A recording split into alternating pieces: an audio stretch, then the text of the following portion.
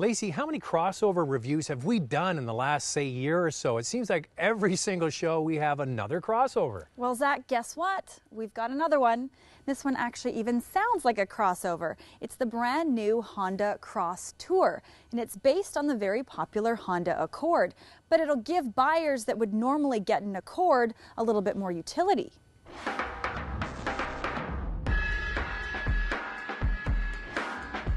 The trend over the last couple of years is to produce four-door tall wagon-type crossovers with a coupe-like silhouette.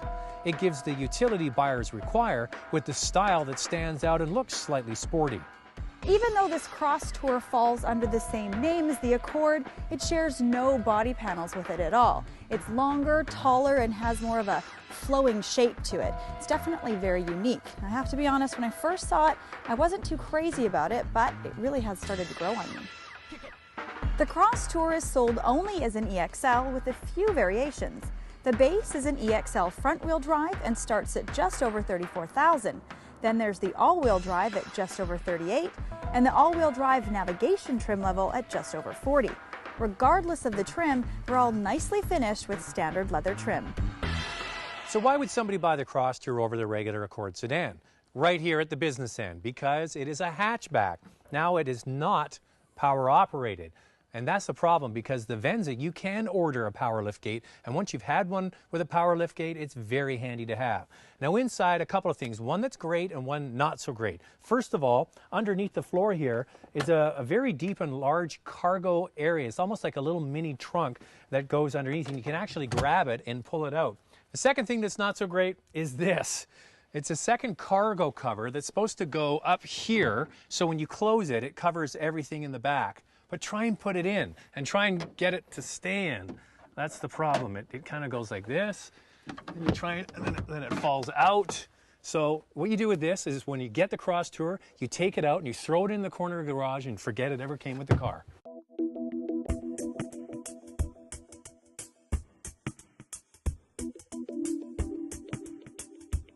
Due to the sloping hatch, the height in the cargo space is limited.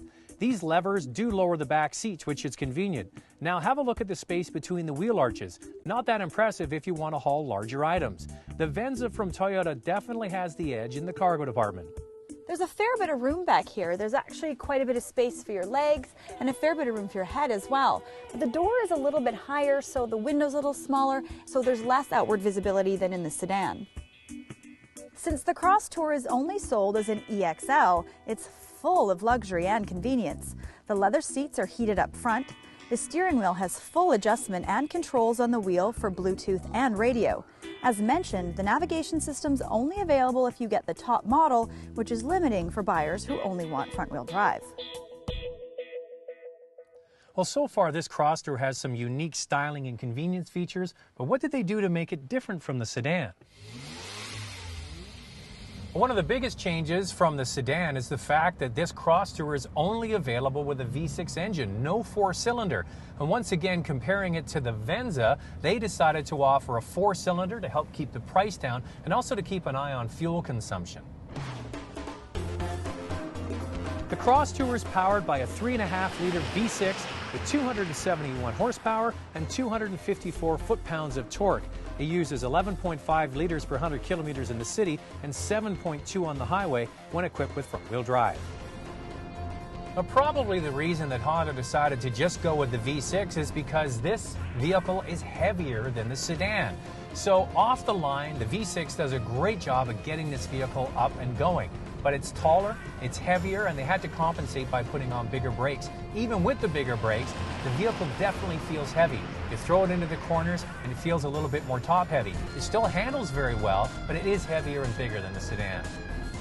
Well, it's obvious that Honda is targeting a more affluent crowd with this. Can you say baby boomers? Who will get this vehicle. It's nicely equipped, it's got leather, it's stylish, and it's for people who don't need to use the cargo in the back seat all the time. Another vehicle that falls into that category is the Infiniti EX, but I would take this over the Infiniti because it's a little bit bigger and it has more creature comforts, especially for people in the back seat. If you're looking for just all-out utility, the Venza probably is a better choice. It's bigger, it's boxier, and it has more engine and trim levels to keep the price down and to be used by average families. This is more of a niche vehicle. Since this Crosstour was built with well-heeled buyers in mind, I'm really surprised they didn't just include all-wheel drive as standard equipment. I think the $2,000 price difference will be well worth it, especially for Canadians that want to take this vehicle out to the cottage or for driving in winter. The transmission is a slick shifting automatic that's very responsive at all driving speeds, especially responsive off the line. I'm surprised that this is a 5-speed unit, when many of the manufacturers are including 6-speed units that offer more versatility and fuel savings. This Crosstour is very comfortable to drive, and it has noise-canceling technology, so the interior is incredibly quiet. The V6 is very smooth, and it's not at all buzzy like you'd get from a 4-cylinder. My only problem with driving the Crosstour is visibility. First of all, there's a bar going through the back window, so it makes seeing out the rearview mirror a little bit difficult. Because of the angled trunk, when you look over your left shoulder, it also creates a bit of a blind spot, makes it hard to park. So Lacey, the real question is, does the Crosstour really have a hope in the ultra-busy crossover segment? Well, Zach, this market is really full with a lot of crossover vehicles, and there are quite a few things that I do like about the Crosstour. It's very comfortable for everybody, not just the driver, but for all of the passengers. It's got a smooth, powerful V6 engine, and it's got some really cool, innovative storage ideas in the back for cargo. However, that brings me into my dislikes. Because of the sloping rear roof, you're actually kind of limited in the amount of cargo you can fit in the back. And I mentioned it before, but again, the slanting roof had a little bit of problems with outward visibility. What do you think? Well, I agree with all of that. The number one thing for me, it's an Accord. The Accord is one of my favorite cars in the mid-size, or actually now full-size class. It's a beautiful driving car, and all the attributes you get with the Accord, you get in a slightly bigger Crosstour. The truth is, Lacey, this is an Accord wagon, but it's more stylish and it's more luxurious on the inside with standard equipment. And at the heart of this Accord is a beautiful and powerful V6 engine. Lacey touched on that.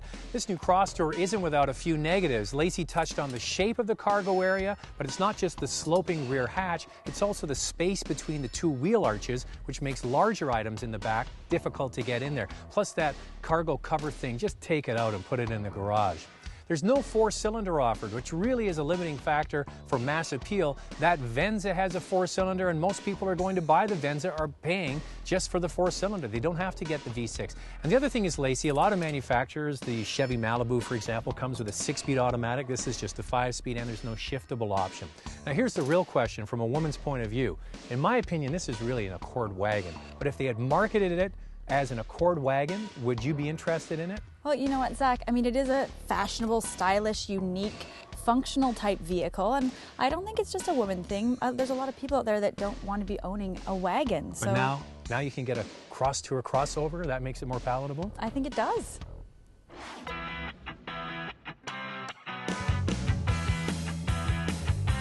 How do you build a crossover? Find out in our web-only segment at drivingtelevision.com.